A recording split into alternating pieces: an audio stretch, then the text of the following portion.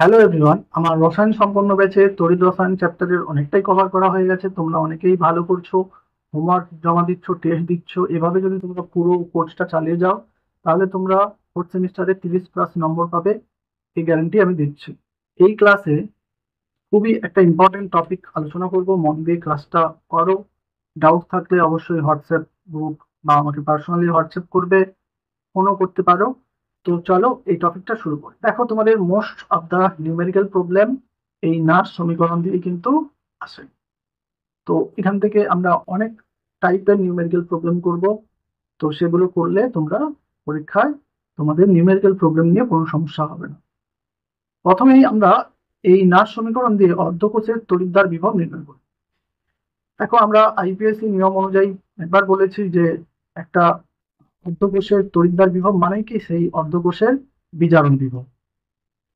এবারে আমরা আলোচনা করেছি যে যদি প্রমাণ কন্ডিশনে, অর্থাৎ 1 মোলার দ্রবণে 25 ডিগ্রি সেলসিয়াস উষ্ণতায় যদি আমরা অর্ধকোষটা রাখি, তাহলে যে বিজারণ বিভবটা পাওয়া যায় সেখানে তাকে আমরা কি বলি? প্রমাণ বিজারণ বিভব, E0। তাহলে এই প্রমাণ অবস্থা ছাড়া যদি কোনো অন্য অবস্থায় থাকে তড়িৎদ্বারটা, অর্ধকোষটা, যদি ধরো সি মোলার ঘনত্বে লবণটা, যে দ্রবণটা রয়েছে সেটা যদি সি মোলার হয়, বা যদি টেম্পারেচার 30 ডিগ্রি সেলসিয়াস হয়, আহ, তো সেক্ষেত্রে তো আমরা জানি যে তার গাঢ়ত্বের উপর, তার উষ্ণতার উপর তার বিভব কি হবে সেটা ডিপেন্ড করে।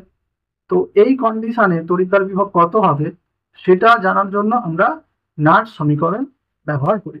দেখো, এই সমীকরণটা কিভাবে এসেছে সেটা আমার জানার দরকার নেই, আমাকে একবারে নার্স সমীকরণটা কি সেটাই আমি জানলে হয়ে যাবে। চলো নার্স সমীকরণটা আমরা দেখে নিই যে কিভাবে আসছে। ধরো একটা অর্ধকোষের মধ্যে যে আয়নটা রয়েছে বা যে লবণটা রয়েছে সেই লবণের গাঢ়ত্ব, ধরো আমি ধরে নিলাম Xn+, একটা ক্যাটায়ন যুক্ত লবণ, এক্স ধাতু তার মধ্যে রয়েছে। এবার ধরো এই লবণটার গাঢ়ত্ব আমি ধরে নিলাম কত? সি। ওকে। এবারে এ বিজারণ বিক্রিয়ায় পার্টিসিপেট করলে কিভাবে হবে? বিজারণ বিক্রিয়ায় N+ আছে, তাহলে N ইলেকট্রন গ্রহণ করে তাহলে সে কি হয়ে যাবে? এক্স সলিড অবস্থায় চলে যাবে। তাহলে এই বিক্রিয়াটার ক্ষেত্রে আমাদের বিজারণ বিভবটাকে আমরা কিভাবে লিখবো? আমরা তড়িৎদ্বার বিভবটাকে এইখান থেকে এইখানে বিজারণ হচ্ছে, তাহলে বিজারণ কাপলটা কিভাবে থাকবে? বিজারণ কাপলটা আমাদের থাকবে Xn+, একটা দাড়ি দেব এক্স। তো এই এর মানটা আমরা ক্যালকুলেট করতে চাইছি। তো এইটা সমান নার্স সমীকরণ অনুযায়ী তাহলে এই অর্ধকোষের এই তড়িৎদ্বার বিভব সমান, আমাকে অবশ্যই প্রমাণ তড়িৎদ্বার বিভব জানতে হবে, সেটা আমাদের সাপ্লাই করা থাকবে। তো সেটা আমাদের পরীক্ষায় দেওয়া থাকে, এই যে এক্স অর্থাৎ প্রমাণ অবস্থায় তড়িৎদ্বার বিভবটা আমাদের জানতে হবে আর সেটা আমাদের দেওয়া থাকবে। এবারে আমরা কি করব না, এখানে যে ইকুয়েশনটা আছে সেটা কি না, 2.303 RT বাই এন এফ। দেখো, আমি বলেছি যে এই সমীকরণটা কিভাবে আসছে তোমার জানার দরকার নেই, জাস্ট সমীকরণটা তুমি জেনে রাখো, সেটা জানলেই হবে। লগ অফ, দেখো এইখানে উপরে কি লিখবো? প্রোডাক্ট। তাহলে এই যে রিয়াকশনটা, এই রিয়াকশনের প্রোডাক্ট দেখো, প্রোডাক্ট এক্স অর্থাৎ তার গাঢ়ত্ব, এক্স এর গাঢ়ত্ব, আর এখানে রিয়াক্টেন্টকে Xn+, Xn+ এর গাঢ়ত্ব, Xn+ এর গাঢ়ত্ব। ওকে। এবারে কথাটা হলো যে আমরা এর গাঢ়ত্ব কি কোনো একটা কঠিনের সক্রিয়তা আমরা 1 ধরি, সেটা আমরা পরের স্টেপে করছি, আর এখানের ভ্যালুটাও আমরা একটা নির্দিষ্ট ভ্যালু হয় সেটা আমরা লিখে নেব। দেখো, তোমাকে পরীক্ষায় সমস্ত বিক্রিয়ায় কিন্তু 25 ডিগ্রি সেলসিয়াসটা উল্লেখ থাকবে, বলবে যে 25 ডিগ্রি সেলসিয়াস, যদি না উল্লেখ থাকে তবুও ধরে নেবে যে 25 ডিগ্রি সেলসিয়াসেই তোমাকে তার তড়িৎদ্বার বিভব নির্ণয় করতে বলেছে, কিন্তু গাঢ়ত্বটা তো আলাদা। ওকে। তাহলে এক্ষেত্রে দেখো, এই সমীকরণটাকে আমি আরো একটু ছোট করে দিচ্ছি। তো এটা যেভাবে দেয়া থাকবে সেটা এই এই দিকটা আমি ছোট করে নেব। দেখো, আমার এক্স থাকলো। এবারে দেখো এইখানে যদি আর এর মান আমাদের 8.314, ওকে। আর টি এর মান, এই যে 25°C কে কেলভিন করো, তাহলে টি এর মান হয়ে যাবে 298, ওকে। আর এন এর মান তো ডিপেন্ড করছে কতগুলো ইলেকট্রন গ্রহণ করছে, এটা তো নির্দিষ্ট নয়, এটা ডিপেন্ড অন রিয়াকশন। কিন্তু ফ্যারাডে, এফ হলো কি ফ্যারাডে, তো ফ্যারাডে কে 96,500 কুলম, ওকে। 96,500 কুলম। এবারে তাহলে এই যে 2.3303 আর টি আর এফ, এগুলো সব নির্দিষ্ট হয়ে গেল। এবারে এইগুলো যদি আমরা বসিয়ে দিই তখন যে ভ্যালুটা আসে সেটা 0.059। এই ছোট করে ইকুয়েশনটা মনে রাখবে, এটা দিয়েই আমাদের আসে। এন এর মানটা তো নির্দিষ্ট নয়, সেটা ডিপেন্ড করছে বিক্রিয়া টু বিক্রিয়া। এবারে এইটা কি করবো, লগ। দেখো এই যে সলিডের যে কোনো সলিড অবস্থায় থাকলে তার যে সক্রিয়তা বা তার মোলার গাঢ়ত্বকে আমরা 1 ধরবো। আর এর গাঢ়ত্ব কত দেওয়া আছে, দেখো এর গাঢ়ত্ব এই যে সি মোলার, এটা একটা ভ্যালু থাকবে 0.01 বা 0.25, এরকম বিভিন্ন তোমাদের মান দিয়ে থাকবে। তাহলে এখানে আছে সি, তাহলে সিটা বসিয়ে দেবো। এটাই কি এইখানে তোমাকে ভ্যালুটা দেবে, এইখানের এন এর মানটা তুমি বের করবে, এই রিয়াকশন অনুযায়ী এন এর মান তুমি কত জেনে যাবে, আর সিটা দেওয়া থাকবে, করলে কি তোমার এইটা ভ্যালুটা চলে আসবে। এইভাবে আমরা একটা অর্ধকোষের তড়িৎদ্বার বিভব, অর্থাৎ একটা অর্ধকোষের আমরা বিজারণ বিভব বের করি। চলো একটা নিউমেরিক্যাল প্রবলেম করে নিই, তাহলে ব্যাপারটা আরো ক্লিয়ার।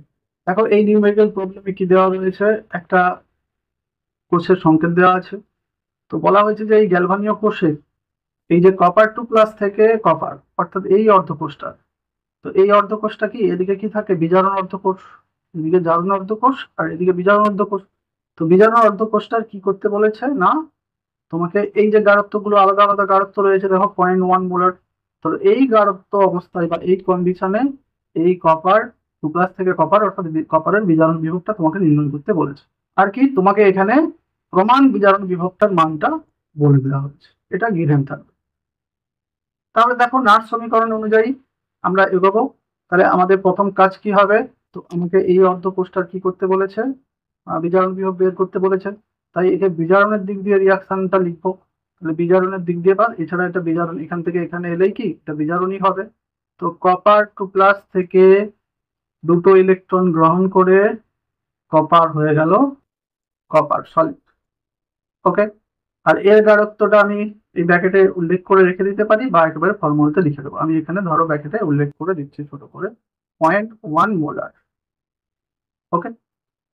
চলো এবারে আমি বলবো যে অ্যাকর্ডিং টু নাটস ইকুয়েশন, তাহলে কি হচ্ছে না, আমার যেটা ক্যালকুলেট করতে হবে copper 2+ থেকে কপার, এটা আমার ক্যালকুলেট করতে হবে। তার জন্য আমাকে কি প্রমাণ ভ্যালুটাও লাগবে, প্রমাণ copper 2+ থেকে কপার। এবারে আমি একেবারে ওই যে, দেখো এখানে 25°C উল্লেখ না নেই, কিন্তু ওই 25°C থাকবে, মানে এটা তোমাদেরকে সে না থাকলেও 25°C ধরেই কি আমি এখানে যে ভ্যালুটা আসছে 0.059 বাই, এখানে দেখো কত হলো ইলেকট্রন হয়ে গেল দুটো, তাহলে এন এর মান এখানে 2 লগ অফ, দেখো এখানে কপার, কপার হচ্ছে সলিড, তাহলে আমি ডাইরেক্টলি এখানে 1 লিখতে পারি, বা পরের স্টেপেও তুমি লিখতে পারো, আমি এখানেই 1 লিখে দিচ্ছি। আর এখানে আমি কপারের এখন পরের স্টেপে এটা না হলে করবো, তাই কপারের 2+ লিখে তার গাঢ়ত্বটাকে প্রকাশ করে দিচ্ছি। এবারে দেখো এর ভ্যালুটা দেওয়া আছে, ভ্যালু কত দেওয়া আছে, 0.34 ভোল্ট। ভোল্ট এখন শেষে একবার উত্তরে লিখে দেবো, মাইনাস, দেখো এখানে আমি ভ্যালুগুলো, এটা তো আছে 0.059/2 লগ। এবারে দেখো এই যে কপার 2+ এর গাঢ়ত্ব কত আছে, copper 2+ এর গাঢ়ত্ব এখানে দেওয়া আছে দেখো 0.1, তাহলে এখানে লিখে দিচ্ছি 0.1। এবারে পয়েন্ট তুলে দিলে উপরে একটা 0 হয়ে যাবে, তাহলে উপরে থাকলো কত 10, তাহলে log 10 মানে কত, log 10, এটা কি 1 থাকলো, তাহলে log 10 মানে কি 1, 1 হয়ে গেল। তাহলে তোমাকে জাস্ট 0.34 মাইনাস 0.059/2, এটা তুমি ভাগ করো, এটা তো 1 হয়ে গেল, log 10 মানে কি 1 হয়ে গেল, 0.0529 ভাগ করে যেটা দাঁড়াবে 0.0295, আমি এটাকে ধরে নেবো 0.3, তাহলে দেখো 0.03 ধরে নাও। তাহলে 0.03 বিয়োগ করলে কত? 0.34। এটাকে আমি 2 দশমিক পর্যন্ত লিখে নিচ্ছি, 0.03। তাহলে কত হবে? 0.31। তাহলে 0.31 ভোল্ট। ওকে, তাহলে এইটা আমার অ্যান্সার। তাহলে এভাবে আমি এরকম গাঢ়ত্ব দেওয়া থাকলে আমি অর্ধকোষের সহজেই বিজারণ বিভবটা নির্ণয় করে ফেলতে পারবো। চলো এবারে আমরা গ্যালভানীয় কোষের ইএমএম নির্ণয়ের জন্য নাশ সমীকরণকে ব্যবহার করি। একটা যদি গ্যালভানীয় দুটো অর্ধকোষ দিয়ে একটা গ্যালভানীয় কোষ বানাই, যেটা কিন্তু প্রমাণ কন্ডিশনে নেই, তখন কিন্তু আমাদের একই রকম ভাবে দুটো অর্ধকোষের ওই তড়িৎদ্বার বিভব বের করার পরে ক্যাথোড থেকে অ্যানোড বিয়োগ করে দিলেই আমাদের অর্ধকোষটার ইএমএফ অর্থাৎ তড়িৎচালক বল চলে আসবে।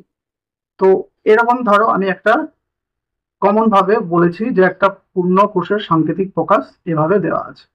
তো এই কোষটার আমরা ইএমএফ বা ই সেল কিভাবে আমরা ক্যালকুলেট করব সেটা আমাদের এখানে বুঝতে হবে। দেখো এটা আমাদের জারণ অর্ধকোষ, এটা বিজারণ অর্ধকোষ।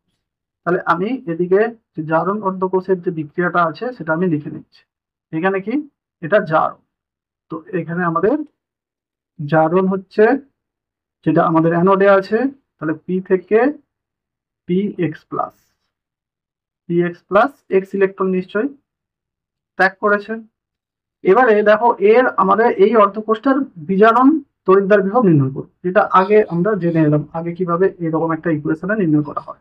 এবারে যেহেতু এর বিজারণ তড়িৎদ্বার বিভব বের করব, তাহলে রিয়াকশনটাকে কিন্তু তোমাকে বিজারণের ভাবে লিখতে হবে। বিজারণ ভাবে না লিখে তুমি না হলে এখানে লিখে দিলে তখন তোমার প্রোডাক্ট আর রিয়াক্টেন্ট কি আলাদা আলাদা ভুল হয়ে যাবে। আর তোমাকে বিজারণের দিক দিয়ে বিক্রিয়াটা লেখো, তাহলে বিজারণের অর্থাৎ রিয়াকশনটাকে একটু ঘুরিয়ে দাও। P X plus x electron করলে কি পি। ওকে, এবারে আমাদের এই দিকে কি হয়েছে? বিজারণ। তো এই বিজারণ অর্ধকোষটাকে এখানে হয়েছে বিজারণ। তো বিজারণ বিক্রিয়াটা আমি লিখে নেব, কারণ আমাকে দুটো অর্ধকোষের ইলেকট্রন সংখ্যাটা সমান করতে হবে। তার জন্য আমাকে আগে সেটাই আমাদের করার জন্য আমি আগে দুটো বিক্রিয়াটা লিখে নিচ্ছি। তাহলে নিশ্চয়ই এখানে ওয়াই সংখ্যক ইলেকট্রন গ্রহণ করে কি হয়েছে? এম। তাহলে দেখো এখানে এক্স ইলেকট্রন বর্জন করেছে, এখানে ওয়াই ইলেকট্রন গ্রহণ করেছে। তাহলে দুটো ইকুয়েশনকে আমাদের কি করতে হবে? একে আমি ওয়াই দিয়ে গুণ করে দেবো, এটাকে আমি ওয়াই দিয়ে গুণ করে দেবো, এটাকে আমি এক্স দিয়ে গুণ করে দেবো। তাহলে আমি সেটা গুণ করে পাচ্ছি, দেখো আমি এখানে গুণ করে দিচ্ছি। তাহলে এটা হচ্ছে আমার, আমি একে এক্স দিয়ে গুণ করি, তাহলে এক্স ওয়াই ইলেকট্রন হয়ে যাবে। তাহলে আমি এটাকে এক্স দিয়ে গুণ করলে এক্স, আর এটা এক্স ওয়াই, আর এটা এক্স। ওকে, ছোট করে আমি লিখে দিচ্ছি। একে তাহলে আমি কত দিয়ে গুণ করবো? ওয়াই দিয়ে। এবারে আমি এখানেই ওয়াই দিয়ে এটাকে গুণ করে রেখে দিচ্ছি, যেহেতু আমরা তড়িৎদ্বার বিভব নির্ণয়ের সময় এই ইকুয়েশনটাকেই নেব। তাহলে এক্স ওয়াই, এটা হয়ে গেল ওয়াই। ক্লিয়ার? এবারে এই অর্ধকোষের আমরা তড়িৎদ্বার বিভব এভাবে নির্ণয় করব। পি এক্স প্লাস থেকে পি এর প্রমাণ অবস্থাটা আমাকে করতে হবে -0.059 বাই এখানে কতগুলো ইলেকট্রন তাহলে ইনভলভ? X Y. এবার দেখো এখানে প্রোডাক্ট রয়েছে পি। তাহলে এই যে ওয়াইটা রয়েছে, খুব ইম্পর্টেন্ট, মাথায় রাখতে হবে এই ওয়াইটা কিন্তু এর সূচকে চলে যাবে। তো এখানে রিয়াক্ট্যান্ট পি এক্স প্লাস, কিন্তু তার সামনে রয়েছে ওয়াই, তো এই কোএফিসিয়েন্ট হিসেবে এটা সূচকে চলে যাবে। খুবই ইম্পর্টেন্ট, এটা কিন্তু মাথায় রাখতে হবে। ওকে, তাহলে একই রকম ভাবে এই রিয়াকশনেরও ক্ষেত্রে আমরা করে নিচ্ছি। এম ওয়াই প্লাস থেকে আমাদের কি হচ্ছে? এম মাইনাস সমান, এটা প্রমাণ অবস্থায় তার বিজারণ বিভব মাইনাস, তাহলে এটা -0.059 বাই এখানে X Y electron log of, দেখো এখানে এক্স এক্স এম, তাহলে এম এর মাথায় কি? এম এর মাথায় আমাদের এক্স চলে যাবে, আর এখানে এম ওয়াই প্লাস এর মাথায় চলে যাবে এক্স। ওকে, একটু ছোট করে লেখা আছে, বুঝে নিও। এবারে দেখো তোমরা আগের নলেজটা এখানে অ্যাপ্লাই করো। তো জারণে কি হয়? যে বিজারণ বিভবটা হয় জারণের ক্ষেত্রে, জারণটাকে মানে কি? জারণ হচ্ছে অ্যানোড। তাহলে এটা হলো অ্যানোড, এইটা হলো অ্যানোড, অ্যানোডের বিজারণ বিভব। আর এটা কি ক্যাথোড, ক্যাথোডের বিজারণ বিভব। তো আমরা এবারে ই সেল সমান কি জানি? ই সেল সমান আমরা আগের ক্লাসেই জানি যে ক্যাথোড, ই ক্যাথোড মাইনাস ই অ্যানোড। ওকে, সেটা যদি হয় এবার তাহলে ক্যাথোডের সমান এইটা, তাহলে ক্যাথোডের বিক্রিয়াটা আমি ক্যাথোডের ইকুয়েশনে ক্যাথোড, এইটা তো ক্যাথোড, ক্যাথোড সমান এইটা পাচ্ছি E nought M Y plus M 0.059 by X Y log of M এর মাথায় আছে এক্স আর এম ওয়াই প্লাস মাথায় আছে এক্স। ওকে, তাহলে এটা হয়ে গেল ক্যাথোড। মাইনাস কে অ্যানোড, অ্যানোড মানে এইটা। তো অ্যানোডে কি আছে E nought P X plus P minus 0.059 by X Y log of এর মাথায় কি, পি এর মাথায় ওয়াই আর পি এক্স প্লাস এর মাথায় ওয়াই। ওকে, দেখো এবারে চিন্তা করো, তাহলে আমি এটার সঙ্গে এটা মাইনাস করি, তো এটার সঙ্গে এটা মাইনাস করে কি পাই? এটা তাহলে প্রমাণ অবস্থায় বিজারণ বিভব ক্যাথোডের, আর এটা প্রমাণ অবস্থায় অ্যানোডের বিজারণ বিভব। তাহলে প্রমাণ অবস্থায় দুটোর বিজারণ বিভবের বিয়োগফলকে কি বলি? ই নট সেল। আমরা এগুলো আলোচনা করেছি। ই নট সেল, তাহলে এইটা মাইনাস এটা হয়ে গেল ই নট সেল। এবারে দেখো এই 0.059, এখানে 0.059, এটা কমন নিয়ে নিচ্ছি। দেখো এই যে মাইনাসটা এখানে কিন্তু কি হয়ে যাবে, এই মাইনাসের সঙ্গে প্লাস হয়ে যাবে। সেইটা করে দেখো 0.059 বাই এক্স ওয়াইটা কমন নিয়ে নিলাম। এবার লগের যদি তুমি হিসাব করো তাহলে দেখবে কি হবে, দেখো এই যে এইটা আছে, এটা যখন প্লাস হয়ে গেল, এইটা প্লাস হয়ে গেল, আবার কি মাইনাস আমি কমন নিয়েছি, তাহলে তখন কি আবার এটা মাইনাস হয়ে যাবে। মাইনাস হয়ে যাবে মানে এই জিনিসটাকে আমি এইটা পাল্টে যাবে, পি এক্স প্লাসটা উপরে চলে যাবে আর পি ওয়াই মানে P X plus to the power Y এটা উপরে চলে যাবে আর পি টু দি পাওয়ার ওয়াইটা নিচে চলে আসবে। তাহলে তখন কি হবে, এটা তো যেমন আছে তেমন থাকবে। তাহলে এম আমাদের টু দি পাওয়ার এক্স থাকলো, আর এইটা তাহলে কি করলো, উপরে চলে যাবে, P X plus to the power ওয়াইটা উপরে চলে যাবে, আর নিচে এটা যেমন থাকলো এম ওয়াই প্লাস এক্স, আর এই দেখো পি টু দি পাওয়ার ওয়াইটা নিচে চলে আসবে। এটা অবশ্য দেখো এটা জাস্ট আমি তোমাকে পুরো বিষয়টা কিভাবে আসছে দেখানোর জন্য করলাম, কিন্তু এটা একবারে সহজে লেখা যাবে, সেটা আমি প্রসঙ্গে আসছে। ওকে, তাহলে এইটাই হলো, তাহলে এই যে অর্ধকোষটার তোমাকে তাহলে এর ভ্যালুগুলো এই ই সেল ই নট সেল বের করতে পেরে যাবে। আর এর গাঢ়ত্বগুলো দেওয়া থাকবে। অবশ্য দেখো এইটা এটা কেটে যাবে, এটা আর এটা কেটে যাবে, কারণ এদের গাঢ়ত্বগুলো কি এক। দেখো তাহলে এই পুরো বিষয়টা আমি কি করে পাচ্ছি, আমি তো একেবারে ইকুয়েশন লেখার সময় মানে যখন এই অর্ধকোষের আমাকে ই সেল বের করতে পড়বে, আমি কিন্তু এত আর খাটনি করবো না, আমি ডাইরেক্টলি এইটা বের করবো এই ইকুয়েশনে।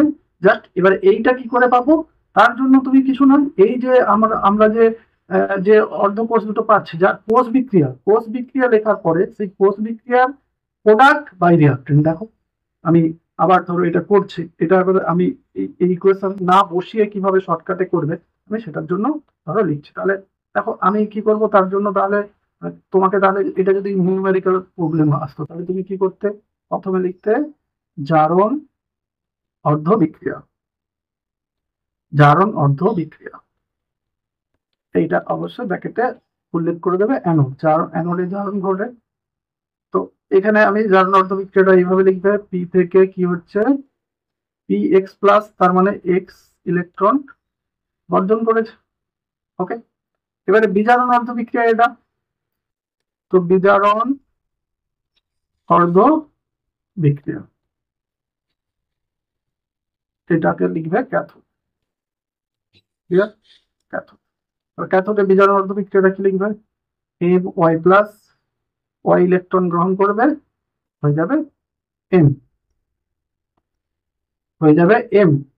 ওকে, তাহলে তোমাকে অর্ধকোষ দুটোর ইলেকট্রন সংখ্যা সমান করতে হবে। এখানে যতগুলো ইলেকট্রন বর্জন হচ্ছে এটা এখানে ততগুলো ইলেকট্রন গ্রহণ করাতে হবে। তাহলে এটাকে আমি পুরোটাকে কি দিয়ে গুণ করব? পুরোটাকে আমি ওয়াই দিয়ে গুণ করব, আর এটাকে আমি পুরোটাকে কত দিয়ে গুণ করব? এক্স দিয়ে গুণ করবো। ওকে, একে ওয়াই দিয়ে গুণ করলাম আর একে এক্স দিয়ে গুণ করার পরে আমি যে বিক্রিয়াটা পাবো সেটা কি? পূর্ণ কোষ বিক্রিয়া। পূর্ণ কোষ বিক্রিয়া। তাহলে পূর্ণ কোষ বিক্রিয়াটা কি আসছে দেখো।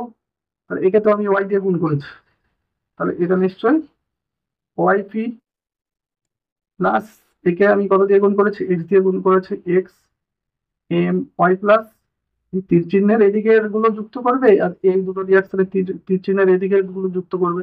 আর X Y electron, X Y electron তো এই ইলেকট্রন ইলেকট্রন তো কেটে গেল।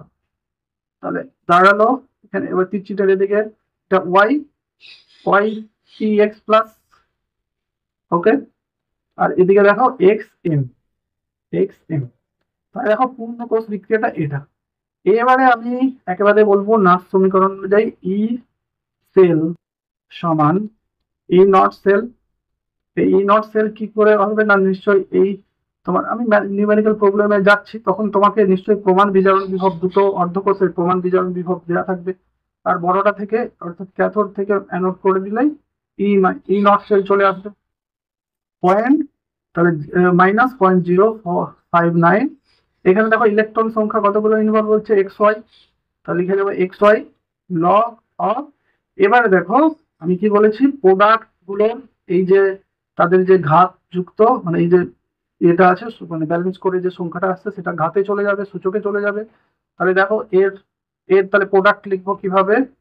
P X plus to the power Y আর এম, যদিও এটা এক হয়ে যাবে পরে তবু এখন দেখিয়ে দেবে বাই কি? এটা রিয়াক্ট্যান্ট, এগুলো হচ্ছে রিয়াক্ট্যান্ট, তাহলে রিয়াক্ট্যান্ট গুলো লেখো ওয়াই আর এটা M Y plus to the power X. পূর্ণ কোষ লেখার পরেই আমি এই ই সেলটা লিখে দিতে পারবো। তো এভাবে আমাদের করতে হবে। ক্লিয়ার? চলো আমি একটা নিউমেরিক্যাল প্রবলেম করব এই পূর্ণ কোষের ইএমএফ নির্ণয়। তো এই কোশ্চেনে আমাকে কপার আর জিঙ্ক তড়িৎদ্বার দিয়েছে যাদের প্রমাণ বিজারণ বিভব দেওয়া আছে, আর কোষটা এইভাবে আছে। তাহলে গ্যালভানীয় কোষের ইএমএফ নির্ণয় করো। দেখো কোষগুলোর গাঢ়ত্ব একটা নির্দিষ্ট আলাদা আলাদা গাঢ়ত্ব দেওয়া আছে। চলো আমরা এটা ক্যালকুলেট করি। তো প্রথমে আমাদের কি? প্রথমে ওই যে সংকেত থেকে আমরা জারণ অর্ধ বিক্রিয়া বিজারণ অর্ধ বিক্রিয়া লিখে নেব। তাহলে এখানে জারণ অর্ধ বিক্রিয়া আমি জাস্ট জারণ লিখে দিচ্ছি, জারণ লিখে দিতে পারো, লিখে অ্যানোড লিখে দেবে অ্যানোড। তো জারণে কি হচ্ছে? জিঙ্ক থেকে জিঙ্ক টু প্লাস, জিঙ্ক থেকে জিঙ্ক টু প্লাস, আর এখানে দুটো ইলেকট্রন। ক্লিয়ার? ক্যাথোড বা এখানে আমি আগে বিজারণ লিখবো। বিজারণ লেখার পরে এবার লিখবো বিজারণ বিক্রিয়া বিজারণ অর্ধ বিক্রিয়া। তো বিজারণ অর্ধ বিক্রিয়া ব্র্যাকেটে লিখবো কি? ক্যাথোড। তো সেখানে কি হচ্ছে? কপার টু প্লাস থেকে দুটো ইলেকট্রন গ্রহণ করে কি হয়ে যাচ্ছে? কপার। ওকে, এবারে দেখো এখানে ইলেকট্রন সংখ্যাটা সমান হয়ে গেছে, তোমাকে আলাদা করে আর করতে হচ্ছে না। এবারে লিখবো কোষ বিক্রিয়া কোষ বিক্রিয়া। ওকে, চলো কোষ বিক্রিয়াটা লিখে নেই। কোষ বিক্রিয়াটা তাহলে কি হচ্ছে? এদিকে যুক্ত করো। তাহলে zinc plus copper, copper two plus. তারপর চাইলে এখানে কপারের টু প্লাস এর গাঢ়ত্বটা লিখে নিতে পারো 0.01 মোলার।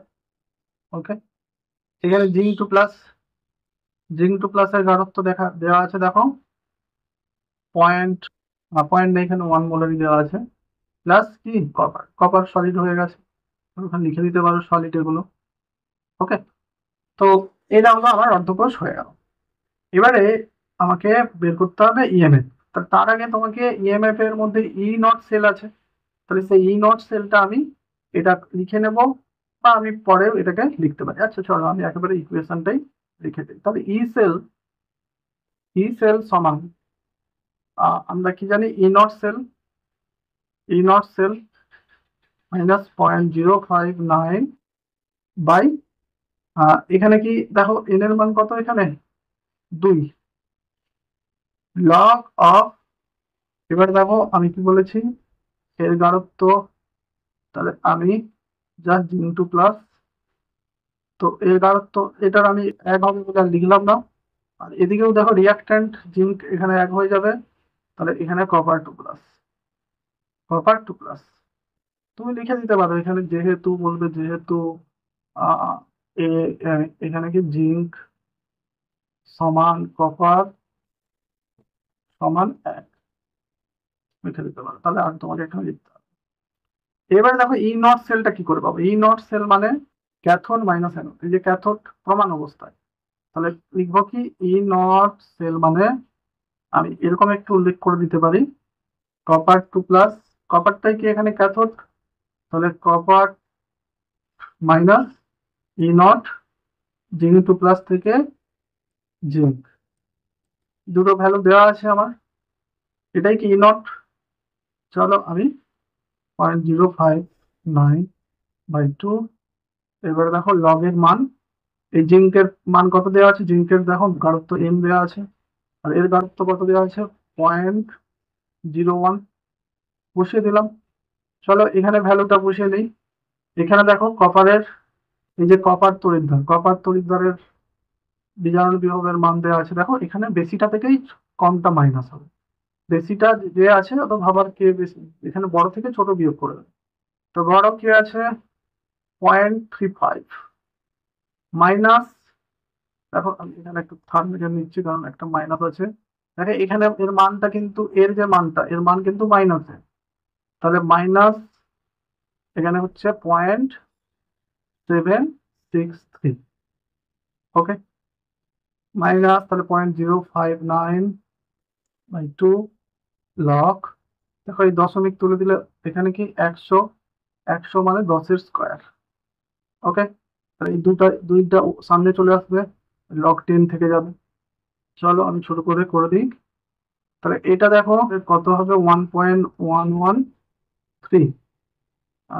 এবারে দেখো এদিকের ভ্যালুটা কত হচ্ছে -0.059/2 ইন্টু, দেখো এই যে টুটা কি সূচকের লগের হিসাবে জানো নিশ্চয়ই, টুটা সামনে চলে আসবে, log 10, log 10 মানে 1 হয়ে গেল, তাহলে 2 কেটে গেল, log 10 মানে 1 হয়ে গেল, শুধু তাহলে পরে থাকলো কত 1.113 মাইনাস 0.059, শুধু থাকলো, দেখো এটা 1 হয়ে গেল, এই 2 কেটে গেল, এটাই পড়ে থাকলো, তাহলে এটা বিয়োগ করে দেখো হয়ে যাবে 1.054, এটাই হলো। এবার আমরা নাশ সমীকরণ থেকে কিভাবে কোষ বিক্রিয়ার সাম্য ধ্রুবক নির্ণয় করা হয় সেটা দেখে নেব। দেখো 2022 সালে কিন্তু তোমাদের এই সাম্য ধ্রুবক নির্ণয় দিয়ে কিন্তু একটা কোশ্চেন এসেছিল, নিউমেরিক্যাল প্রবলেম একটা 2 নম্বরের এসেছিল। তো বিষয়টা তেমন কিছু জটিল নয়, আমরা আগে যে বিষয়গুলো শিখে এলাম সেখান থেকেই ব্যাপারটা শুরু হবে। তো তবে একটা কনসেপ্ট তোমাদের ক্লিয়ার করে রাখা ভালো, তো এখানে বলা হচ্ছে যে শুরুতে কোষ বিক্রিয়ার ইএমএফ সর্বোচ্চ হয়, এটা কেন ব্যাখ্যা করো, যে বিক্রিয়ার শুরুতে কোষ বিক্রিয়ার যে তড়িৎচালক বল সেটা সর্বোচ্চ হয়। তো তার কারণ না, বিক্রিয়ার শুরুতে ক্যাথোডের তড়িৎদ্বার বিভব, আমরা কি জানি তড়িৎচালক বল সমান ক্যাথোডের তড়িৎদ্বার বিভব মাইনাস অ্যানোডের, বিক্রিয়ার শুরুতে ক্যাথোডের তড়িৎদ্বার বিভবটা হচ্ছে সর্বোচ্চ থাকে এবং অ্যানোডের তড়িৎদ্বার বিভব সর্বনিম্ন থাকে, তাই তাদের পার্থক্যটা বেশি থাকে, তাই এই সময় কি তড়িৎ চালক বল সর্বাধিক হয়, তাই তড়িৎ প্রবাহ সর্বোচ্চ হয়। তো এটা কেন যে ক্যাথোডের তড়িৎদ্বার বিভব বেশি হয় বিক্রিয়ার শুরুতে, অ্যানোডের তড়িৎদ্বার বিভব কম হয়, দেখো তার জন্য আমি যদি তোমাদের একটা ধরো ড্যানিয়েল কোষটা নিয়ে দেখাই, ড্যানিয়েল কোষে কি হচ্ছিল, ধরো জিঙ্ক 2 প্লাস হচ্ছিল আর কপার 2 প্লাস থেকে কপার, আমি একবারে কোষ বিক্রিয়াটা ড্যানিয়েল কোষের দেখাচ্ছি। তো এইটা ড্যানিয়েল কোষের আমার কোষ বিক্রিয়া, তাহলে দেখো এই অবস্থায় যদি বিক্রিয়াটা, ধরো বিক্রিয়ার শুরুতে, এখন সাম্যাবস্থা আসেনি, বিক্রিয়ার শুরুতে কি হচ্ছে, বিক্রিয়ার শুরুতে এর এখানে কপার 2 প্লাসের গাঢ়ত্ব সর্বাধিক, আর জিঙ্ক 2 প্লাস, এখানে জিঙ্কের গাঢ়ত্বটা সর্বাধিক, জিঙ্ক 2 প্লাসের গাঢ়ত্ব একবারে সর্বনিম্ন, মানে বলতে গেলে বিক্রিয়ার যখন T=0, বিক্রিয়ার শুরু জাস্ট হয়েছে, তখন কিন্তু এদের গাঢ়ত্ব একটা নির্দিষ্ট থাকবে, এর গাঢ়ত্ব আমরা 1 ধরবো অবশ্য, মেন এই আয়নের গাঢ়ত্ব ব্যাপার হচ্ছে। তবে এর গাঢ়ত্ব তখন তো বিক্রিয়ার শুরুতে 0 হচ্ছে। এবারে দেখো, তোমরা নিজেই চিন্তা করো, তাহলে বিক্রিয়ার শুরুতে কপার 2+ এর গাঢ়ত্ব সর্বাধিক, আর জিঙ্ক 2+ এর গাঢ়ত্ব সর্বনিম্ন। এবার বিক্রিয়া যত চলতে থাকবে তখন জিঙ্ক 2+ এর গাঢ়ত্ব বাড়তে থাকবে, কপার 2+ এর গাঢ়ত্ব কমতে থাকবে। তাহলে বিক্রিয়ার শুরুতে এই কথাটার মানেটা কি, যে বিক্রিয়ার শুরুতে তড়িৎদ্বার বিভব, ক্যাথোডের তড়িৎদ্বার বিভব বেশি হচ্ছে কেন? দেখো না, আমাদের এখানে ক্যাথোডটা কে? ক্যাথোডটা নিশ্চয়ই কপার 2+। ক্যাথোডে কি হয়? বিজারণ। তাহলে কপার 2+ থেকে কপার, এটা হচ্ছে ক্যাথোড। ওকে, তাহলে আমরা ধরো এখানে ক্যাথোডটাকে কপার 2+ থেকে কপার আমরা বিজারণ বিক্রিয়াটা লিখে নিচ্ছি, কপার 2+ থেকে কপার। ওকে ওকে, তো এই বিক্রিয়ার দেখো নার্স সমীকরণ যদি আমরা সেই আগে যেটা দেখে এলাম সেটা যদি অ্যাপ্লাই করি, তাহলে আমরা দেখব যে এর যে তড়িৎদ্বার বিভবটা সেটা কি হবে। এটা প্রমাণ তড়িৎদ্বার বিভব যা থাকবে সেইটা -0.059, এটা তো সবার একই থাকবে। এখানে দুটো ইলেকট্রন ইনভলভ হয়েছে, 2 লগ অফ প্রোডাক্ট এখানে 1, কপারের 1, কপারের সলিডের সক্রিয়তা আমরা 1 ধরবো, আর এর সক্রিয়তা অর্থাৎ গাঢ়ত্ব আমরা কত ধরবো, এটা একটা গাঢ়ত্ব দেওয়া আছে, তাহলে সেই গাঢ়ত্বটা ধরো, সেটা আমরা এইভাবে লিখি। ওকে, এবারে আমি কি বললাম, বিক্রিয়ার শুরুতে কপার 2+ এর গাঢ়ত্ব সর্বাধিক। তাহলে বোঝো যে কপার 2+ এর গাঢ়ত্ব যদি সর্বোচ্চ হয় তাহলে 1/, এই যে মানটা, এই মানটা কি সবচেয়ে কম হবে। তার লব হর যদি বড় হয়ে যায় তাহলে এই পুরো সংখ্যাটাই কি ছোট হয়ে যাবে। এবার পুরো সংখ্যাটা যদি ছোট হয় তখন তাহলে এই পুরো সংখ্যাটা ছোট হবে, তাহলে এই যে প্রমাণ থেকে খুব ছোট সংখ্যা মাইনাস হবে, তার মানে কি সেক্ষেত্রে এইটা বেশি হবে। এবার দেখো যত কপার 2+ এর গাঢ়ত্ব কমতে থাকবে তখন এই ভ্যালুটা বাড়তে থাকবে, তার মানে এই ভ্যালুটা বাড়তে থাকবে, তার মানে কি এই ভ্যালুটা বাড়লে তখন এই যে মাইনাসটা করে তখন এটা কমতে থাকবে। ক্লিয়ার? তাহলে সেই জন্য কি ক্যাথোডের আমি বললাম, ক্যাথোডের দেখো, ক্যাথোডের আমার তড়িৎদ্বার বিভব বিক্রিয়ার শুরুতে বেশি থাকে, অ্যানোডের তড়িৎদ্বার বিভব বিক্রিয়ার শুরুতে কম থাকে। কেন? অ্যানোডে কি হচ্ছে, জারণ ঘটছে। তো অ্যানোডে জারণ ঘটছে মানে জিঙ্ক থেকে জিঙ্ক 2+ হচ্ছে, তাই তো? তো জিঙ্ক থেকে জিঙ্ক 2+ হচ্ছে। এবারে আমরা এর যেহেতু বিজারণ তড়িৎদ্বার বিভব বের করবো, তাই আমি এটাকে বিজারণ হিসেবে লিখছি। তো বিজারণ হিসেবে লেখার পরে যেটা হচ্ছে, তাহলে এর যদি আমরা বিজারণ তড়িৎদ্বার বিভবের যে আমরা নাট সমীকরণটা লিখি, তাহলে এইটা দাঁড়াচ্ছে ই নট প্রমাণ যে তড়িৎদ্বার বিভবটার থেকে আমরা কি করব, 0.059, এখানেও সেম বাই 2 লগ, এখানেও দেখো 1/, জিঙ্ক 2+। যে এই ড্যানিয়েল কোষটা আমি লিখেছিলাম, ড্যানিয়েল কোষ লিখেছিলাম জিঙ্ক থেকে কপার 2+ থেকে হচ্ছে কপার কপার প্লাস এখানে জিঙ্ক থেকে জিঙ্ক 2+। তাহলে বিক্রিয়ার শুরুতে বললাম জিঙ্ক 2+ এর গাঢ়ত্বটা সর্বনিম্ন, কারণ বিক্রিয়া শুরু হয়েছে তখন তো এর গাঢ়ত্ব বেশি, আর এর গাঢ়ত্ব আমরা 1, কিন্তু তখন তো জিঙ্ক থেকে জিঙ্ক 2+ হওয়া শুরু হয়নি, তাহলে এর গাঢ়ত্ব সর্বনিম্ন। তাহলে এইটা যদি সর্বনিম্ন হয় তাহলে 1/, এর ভ্যালুটা কি সর্বোচ্চ হবে, তার মানে এই ভ্যালুটা কি সর্বোচ্চ হবে। তার মানে দেখো এর এইটা তাহলে সর্বোচ্চ হওয়া মানে কি, তখন এই প্রমাণের থেকে সর্বোচ্চ ভ্যালু বিয়োগ হচ্ছে, তার মানে এইটা কি ছোট হয়ে যাবে, মানে সর্বনিম্ন হয়। তাহলে ব্যাপারটা বুঝতে পারলে। এবারে বিক্রিয়া যেই বাড়তে থাকবে তখন কিন্তু জিঙ্ক 2+ এর গাঢ়ত্ব বাড়তে থাকবে, আবার কপার 2+ এর গাঢ়ত্ব কমতে থাকবে। মানে তাহলে আমরা যদি একটা নির্যাস করি, তাহলে এই যে তড়িৎদ্বার বিভবের সঙ্গে এই যে আয়নগুলোর গাঢ়ত্বের কি সম্পর্ক। দেখো যদি গাঢ়ত্ব সর্বনিম্ন হয় তাহলে এটা হচ্ছে সর্বনিম্ন হচ্ছে, এই গাঢ়ত্ব যদি সর্বোচ্চ হয় তাহলে এইটা হচ্ছে সর্বোচ্চ হচ্ছে, তাহলে সমানুপাতিক সম্পর্ক। তার মানে ই এর সঙ্গে যে কোনো আয়নের গাঢ়ত্ব, যে ধরো একটা মেটাল আয়ন, তার গাঢ়ত্বের কি সম্পর্ক, আমি তোমাদের দ্বিতীয় ক্লাসেই বলেছিলাম যে এই গাঢ়ত্ব যত বাড়বে তড়িৎদ্বার বিভব কিন্তু তত বাড়বে। তাহলে সেই কারণে আমরা বিক্রিয়ার শুরুতে ক্যাথোডের তড়িৎদ্বার বিভব বেশি পাচ্ছি, অ্যানোডের তড়িৎদ্বার বিভব কম পাচ্ছি। এবারে আসি যে তাহলে বিক্রিয়া যেই বাড়বে তাহলে এর গাঢ়ত্ব জিঙ্ক এর গাঢ়ত্ব কি বাড়তে থাকবে, এর গাঢ়ত্ব কমতে থাকবে, তাহলে ক্যাথোডের তড়িৎদ্বার বিভব কমতে থাকবে আর অ্যানোডের তড়িৎদ্বার বিভব কি বাড়তে থাকবে। তাহলে যদি একটা সময় কি হবে, দুজনের তড়িৎদ্বার বিভব সমান হয়ে যাবে। এবারে এই কন্ডিশনটাকেই বলা হচ্ছে যে যখন দুজনের তড়িৎদ্বার বিভব সমান হয়ে যাবে দেখো ই রাইট মাইনাস ই লেফট, অর্থাৎ ই রাইট মানে ক্যাথোড, আমরা রাইট সাইডে কি ক্যাথোড রাখি, আর লেফট সাইডে অ্যানোড রাখি। তো ক্যাথোডের তড়িৎদ্বার বিভব আর অ্যানোডের তড়িৎদ্বার বিভব যখন সমান হয়ে যাবে, সেই কন্ডিশনটাকেই আমরা বলছি সাম্যাবস্থা। তখন বলবো যে বিক্রিয়াটা সাম্যাবস্থায় পৌঁছে গেছে, তখন কোনো তড়িৎ প্রবাহ হবে না। অর্থাৎ সাম্যাবস্থায় কোনো কোষের যে তড়িৎ চালক বল 0 হবে, এটা তোমাদেরকে মনে রাখতে হবে।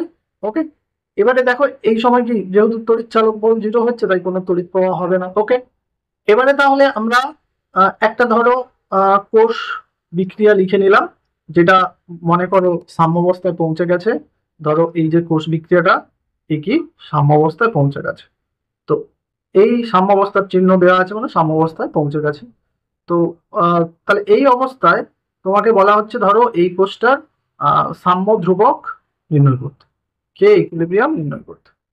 তো সাম্য ধ্রুবকের কনসেপ্টটা আমরা রাসায়নিক সাম্যাবস্থা ক্লাস 11-এ আমরা পড়েছি। তো আবার এখানে আমরা দেখো নাট সমীকরণে সেটা কানেক্ট করছি। তো নাট সমীকরণে আমরা জানলাম যে একটা গ্যালভানীয় কোষের ই সেল সমান ই নট সেল মাইনাস, এখানে আমরা 0.059 এর বদলে যেটা আমরা ভ্যালুটা বসিয়ে যেটা আসছে এখানে সেটা আপাতত লিখছি, আমরা পুরো ইকুয়েশনটা লিখছি। তার মানে এটা কি হয়েছিল 2.303 RT বাই এন এফ।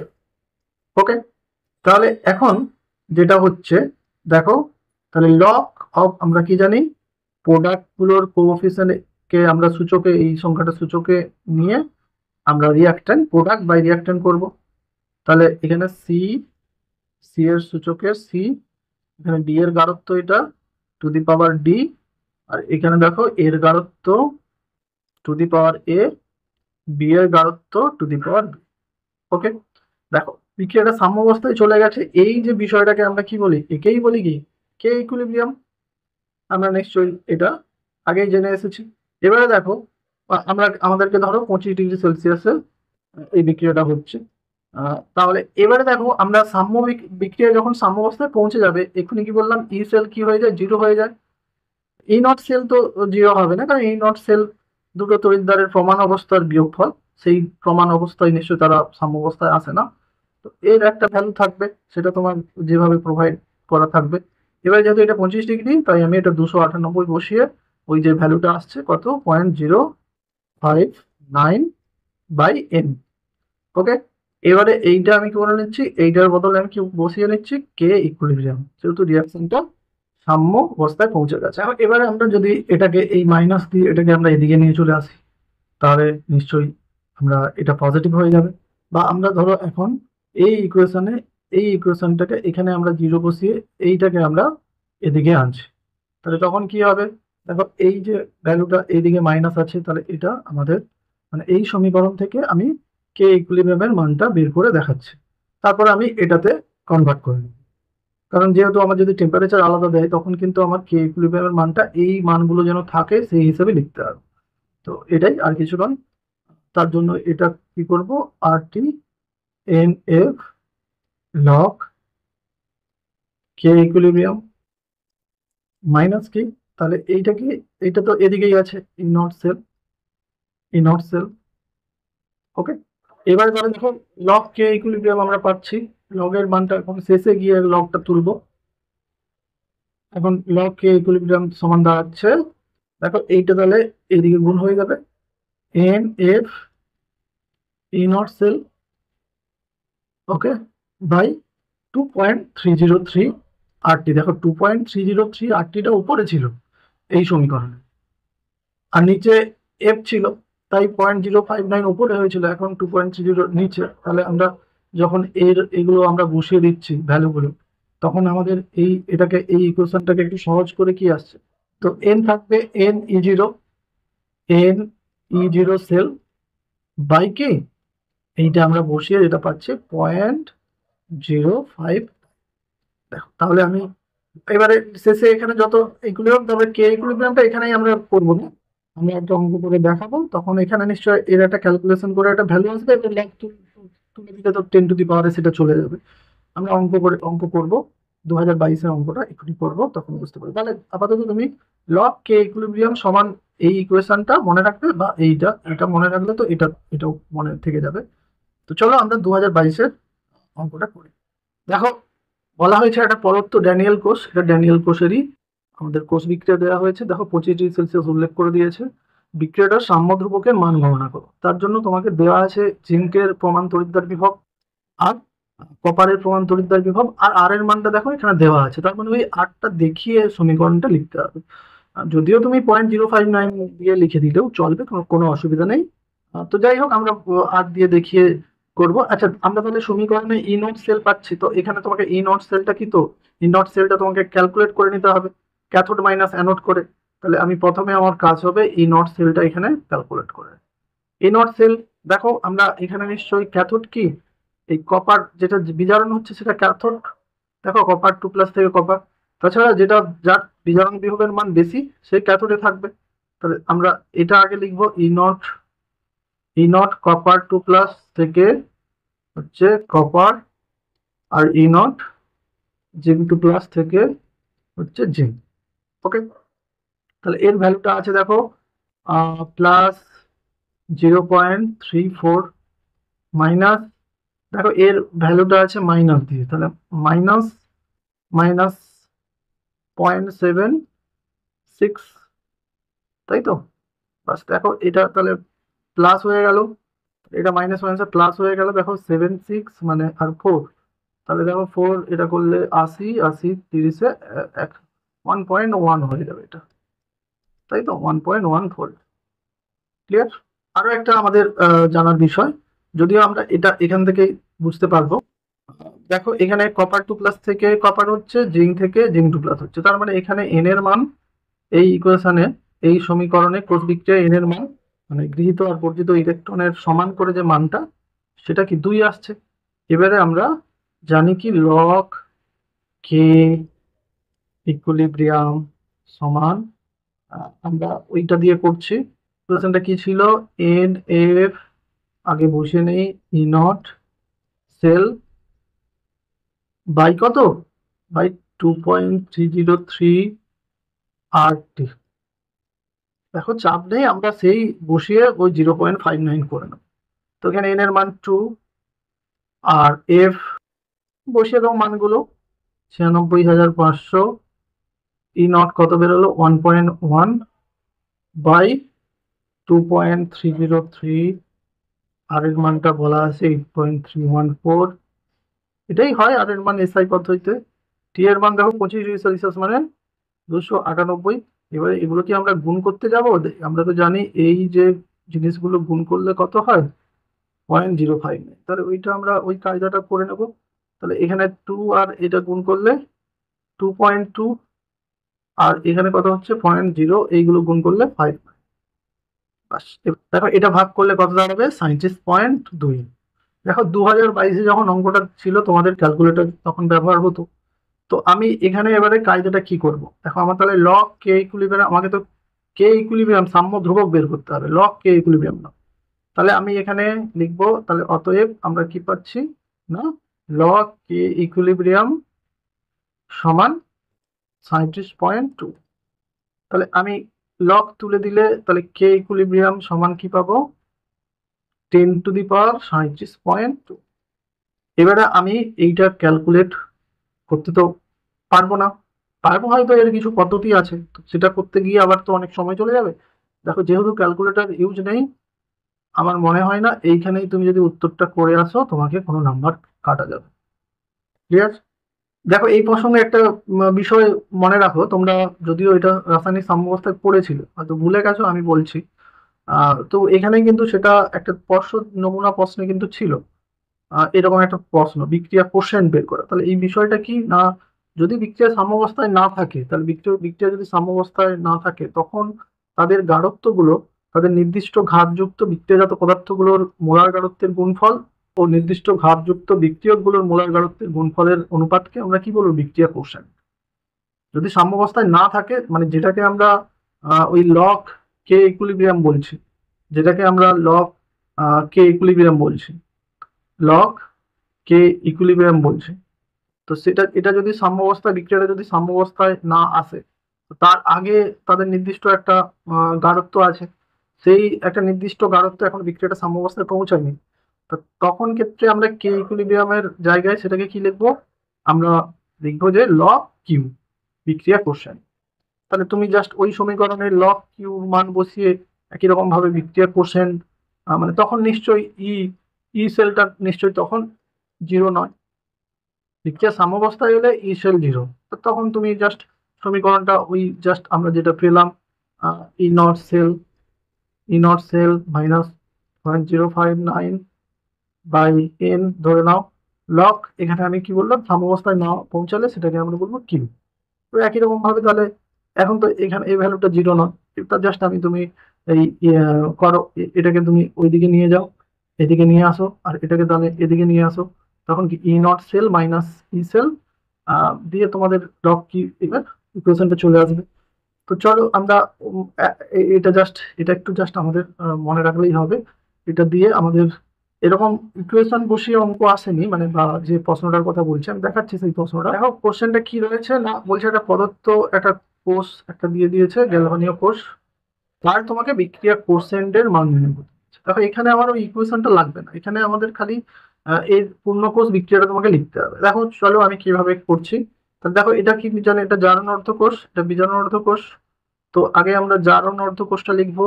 জারণ অর্ধকোষটাকে কি বলে, অ্যানোড। এটা বারবার লিখে রাখবে যাতে তোমার জারণ এটা মনে থাকবে, অনেকে তো ভুল করে ফেলো। তো জিঙ্ক থেকে জিঙ্ক টু প্লাস, এখানে জারণ বিক্রিয়া হচ্ছে, জিঙ্ক টু প্লাস দুটো ইলেকট্রন ছেড়ে দিচ্ছে। তো এটা কি এখানে হচ্ছে বিজারণ। তো বিজারণ অর্ধকোষটা লেখো, বিজারণ অর্ধকোষটা বা বিজারণ বিক্রিয়াটাই জাস্ট লেখো এরকম। এটা বিজারণ মানে ক্যাথোড। ওকে, তো এখানে কি হচ্ছে সিলভার প্লাস থেকে সিলভার, তো সিলভার প্লাস থেকে সিলভার হচ্ছে মানে কি দুটো একটা ইলেকট্রন গ্রহণ এখানে হবে।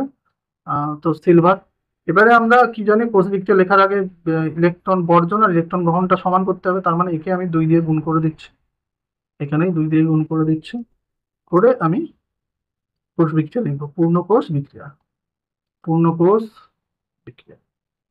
চলো পূর্ণ কোষ বিক্রিয়া লিখলে তাহলে এটা কি হচ্ছে জিঙ্ক, তাহলে এটা হচ্ছে 2 সিলভার প্লাস। ওকে, আর এদিকে হচ্ছে দেখো জিঙ্ক 2 প্লাস আর এই 2 সিলভার, জিঙ্ক 2 প্লাস আর 2 সিলভার। বাস, এবারে আমাদের বিক্রিয়া কোশেন্ট বের করতে বলেছে। বিক্রিয়া কোশেন্ট সমান আমরা কি জানি, এইগুলোর আমাদের বিক্রিয়ক, বিক্রিয়ক আর বিক্রিয়াজাত, আগে বিক্রিয়াজাত পদার্থ। তো বিক্রিয়াজাত পদার্থ কে আছে, জিঙ্ক 2 প্লাস আর হচ্ছে সিলভার। আমি এটা লিখছি কিন্তু সিলভার সলিডটা শেষে কি 1 হয়ে যাবে, তাহলে এর মাথা এর 2 আছে, মানে আমি এটা দেখিয়ে পরে আমি করব 1 বসাবো। তো এখানে জিঙ্ক আছে, তো জিঙ্ক, আর এখানে দেখো সিলভার প্লাস, তার মাথায় স্কোয়ারে কি চলে যাবে, দেখো এর গাঢ়ত্বটা যত থাকবে, তো 2 আছে মানে কি তার গাঢ়ত্বের দ্বিগুণ হয়ে যাবে, মানে স্কোয়ারে চলে যাচ্ছে, তো সিলভার প্লাস উপরে 2। তো এবারে দেখো আমি ভ্যালুগুলো বসাবো। দেখো জিঙ্ক 2 প্লাসের গাঢ়ত্ব দেওয়া আছে, জিঙ্ক 2 প্লাসের গাঢ়ত্ব দেওয়া আছে 0.1। আর দেখো সিলভারের গাঢ়ত্ব কি, সলিড সিলভারের গাঢ়ত্ব 1, 1-এর স্কোয়ার আমি লিখে দিচ্ছি যেমনটা আছে। জিঙ্ক আছে 1, আর দেখো সিলভারের গাঢ়ত্ব দেওয়া আছে দেখো 0.01, এর কি স্কোয়ার।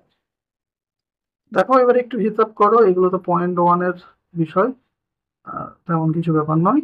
তাহলে এটা দেখো গুণ করলে কি 1 হবে, আর দশমিক কি 4 ঘর আগে থাকবে, দশমিক 0.001।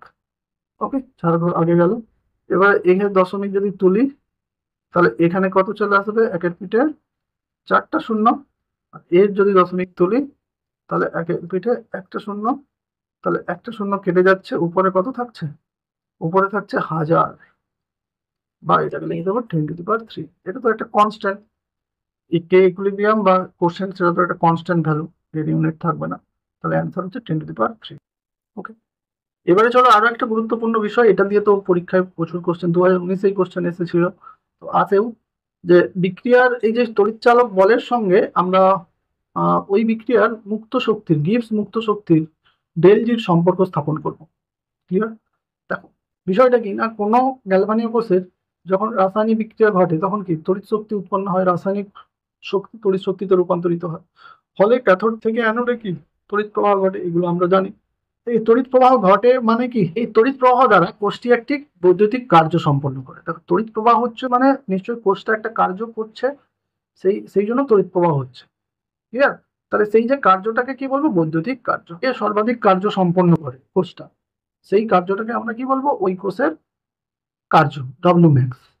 এই ডব্লিউ ম্যাক্স কত হবে সেটা আমরা বের করবো। দেখো ডব্লিউ ম্যাক্স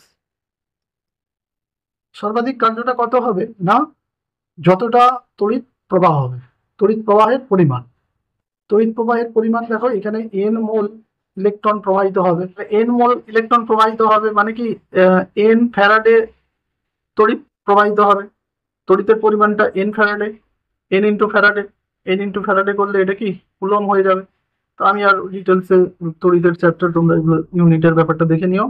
আর কি না, কোষের তড়িৎ চালক বল, বাস এইটা হচ্ছে সমীকরণ।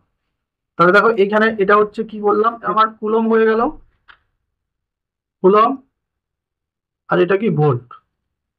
ওকে, তাহলে কুলম ভোল্ট গুণ করলে কি জুল, এই ইউনিটটা কি হবে জুল।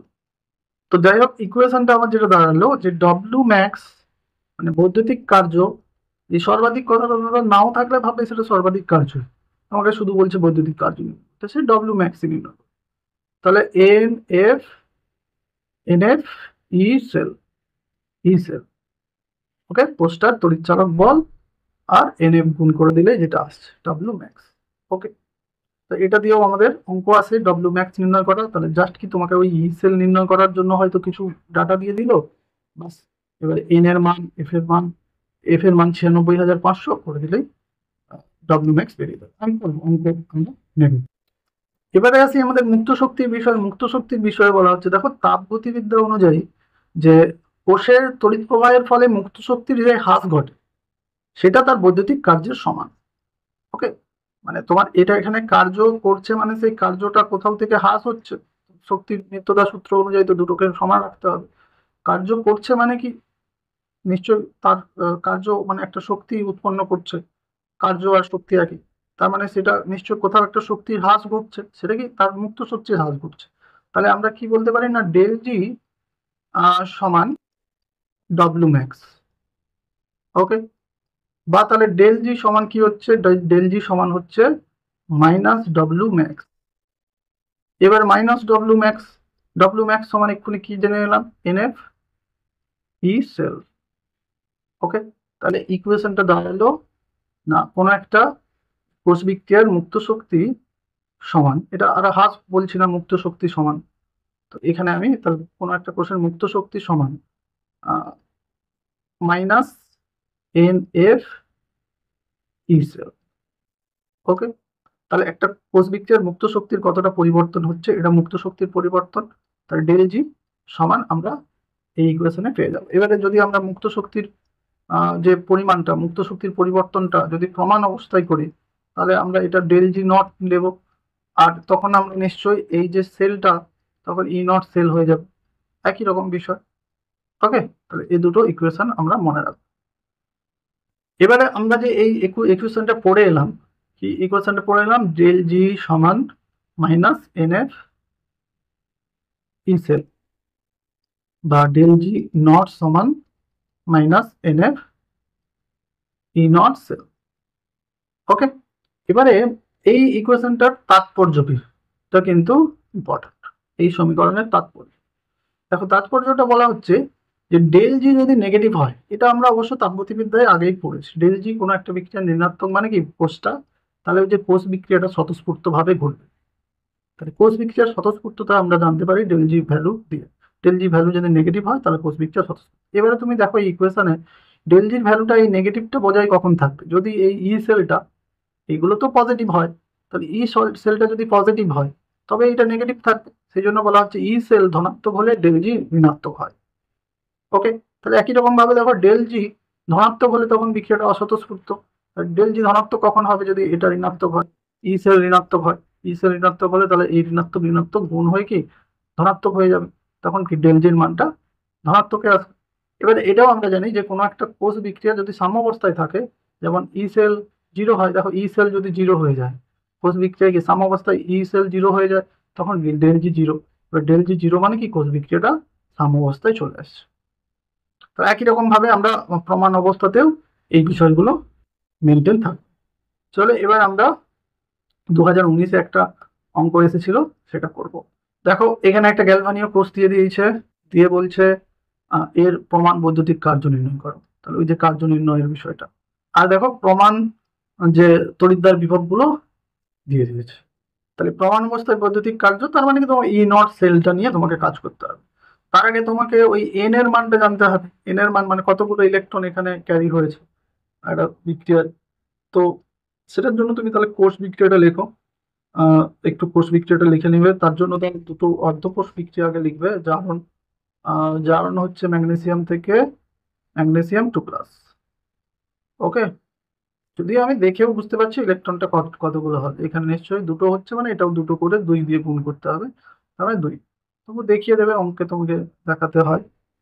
তো বিজারণ, এখানে সিলভার প্লাস থেকে 2 সিলভার করে নিচ্ছি, যাতে দুটো ইলেকট্রনের জন্য 2 সিলভার। ওকে, ফার্স্ট কোষ বিক্রিয়া এসে গেল ম্যাগনেসিয়াম প্লাস 2 সিলভার। এখানে ম্যাগনেসিয়াম, সরি এখানে ম্যাগনেসিয়াম 2+ আর 2 সিলভার। বাস, অতএব বলবো অতএব n সমান 2। এবারে আমরা চলে যাব ডব্লু ম্যাক্স সমান কত আমাদের বেরিয়েছে NF। এখানে আমি কি নেব, যেহেতু প্রমাণ অবস্থায় বলেছে তাই আমি ই নট সেলটা এখানে লিখব, ই নট সেল। ওকে, এবারে ই নট সেলটা তুমি এই রাফেই করে নিতে পারো।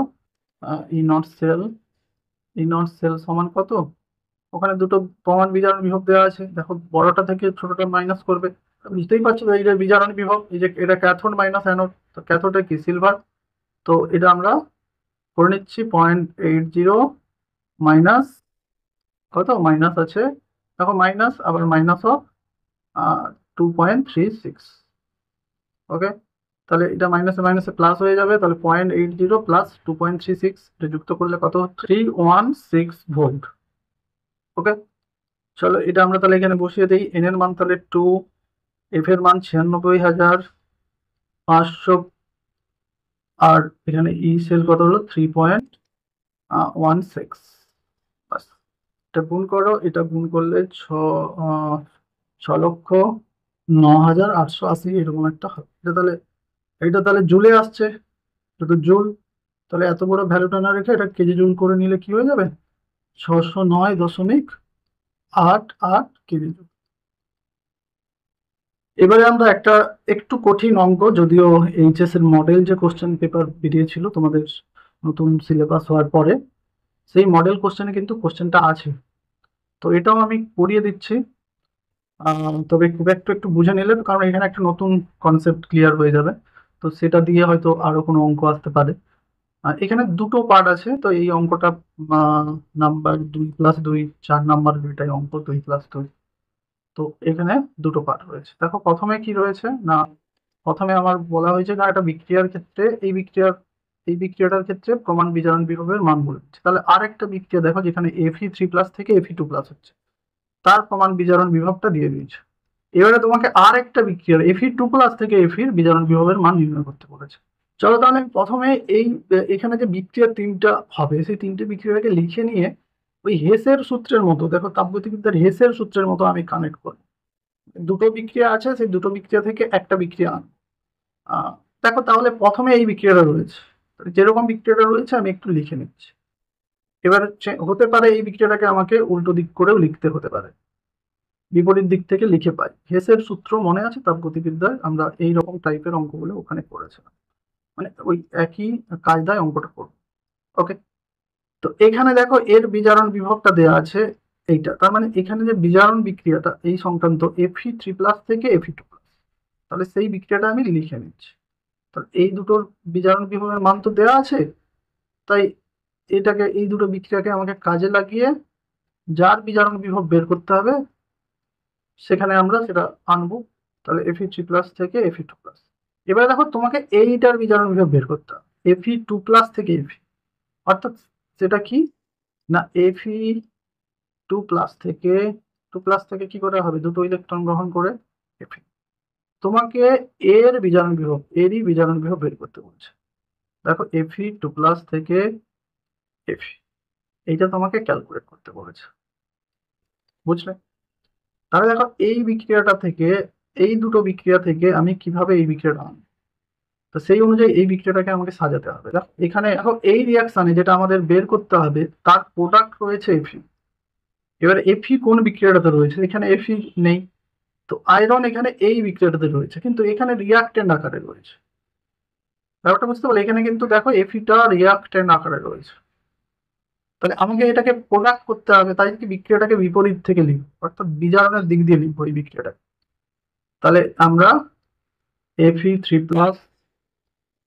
তিনটে ইলেকট্রন গ্রহণ করে Fe হচ্ছে, এই বিক্রিয়াটা আমরা পেয়ে গেলাম। এটাকে আমরা নাম দিয়ে দিচ্ছি 1 নম্বর বিক্রিয়া। দেখো এবারে এর বিজারণ বিভব, এটা তো বিজারণ বিক্রিয়ায় লিখেছি, ইলেকট্রন গ্রহণ করছে, তার মানে দেখো এর বিজারণ বিভবের মানটা এটাই। এর বিজারণ বিভবের মান কত, E0 প্রমাণ বিজারণ বিভবের মান দেওয়া আছে, এর কত সেটা আমাদের দেওয়া আছে 0.036। ওকে, এবার দেখো এই বিক্রিয়ার ক্ষেত্রে Fe2+, দেখো এখানে রিয়াক্টেন্টকে Fe2+, বিক্রিয়কের ঘরে Fe2+ রয়েছে, তাহলে দেখো অথচ এই বিক্রিয়ার ক্ষেত্রে Fe2+ রয়েছে প্রোডাক্ট, তাহলে এই বিক্রিয়াটাকেও ঘোরাতে হবে। তাহলে এই বিক্রিয়াটাকে ঘুরিয়ে আমি লিখছি, মানে বিপরীত দিক থেকে লিখে Fe2+ থেকে কি হচ্ছে Fe3+ আর ইলেকট্রন।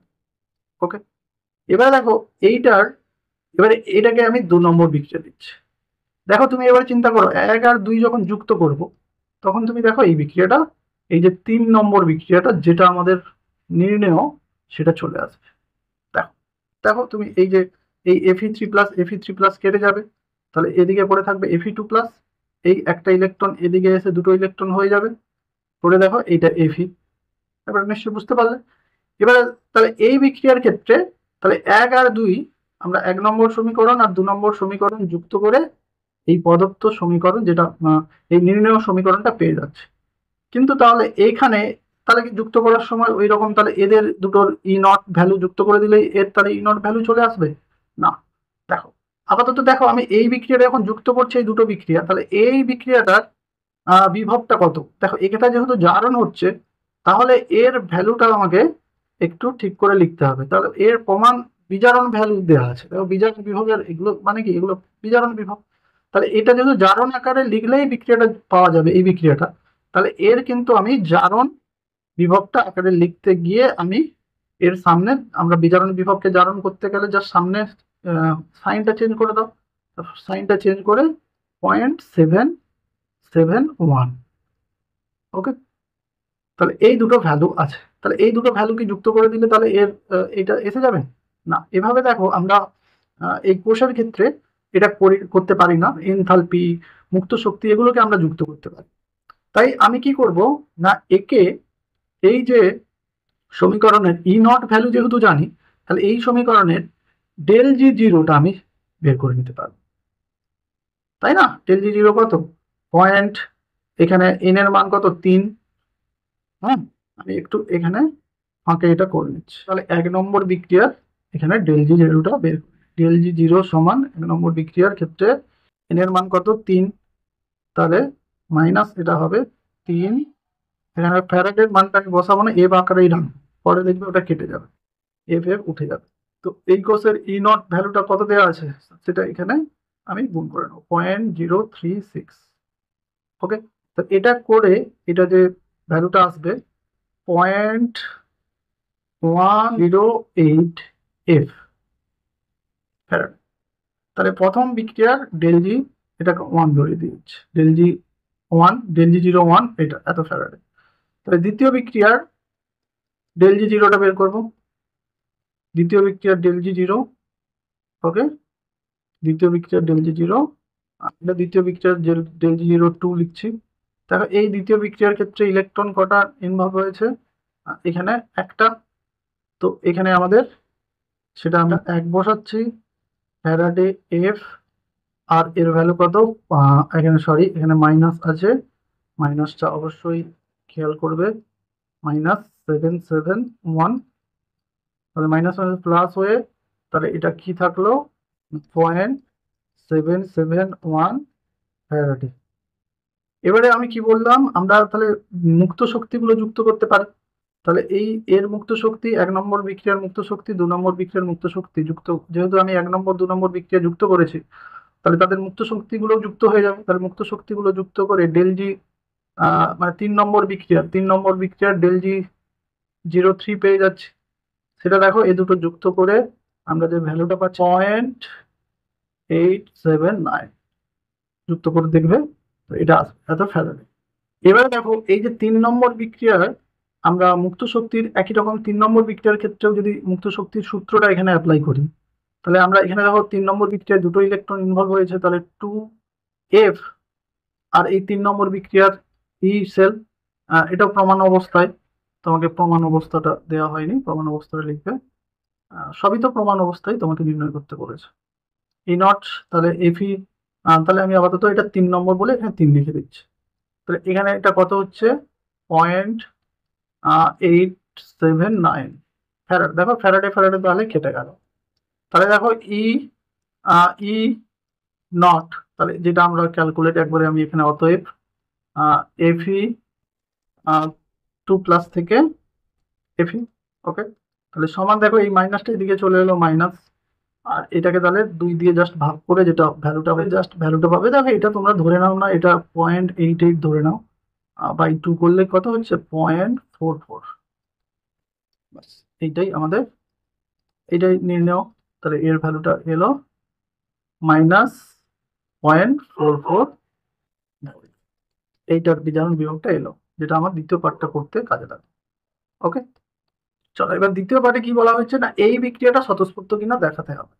তাহলে একই রকম ভাবে স্বতঃস্ফূর্ত কিনা দেখাতে গেলে তোমাকে কি করতে হবে, এই বিক্রিয়াটার মুক্ত শক্তির মান নির্ণয় করতে হবে, ডেল জি জিরো বের করতে হবে। দেখো এই পার্টটাও ইম্পর্টেন্ট।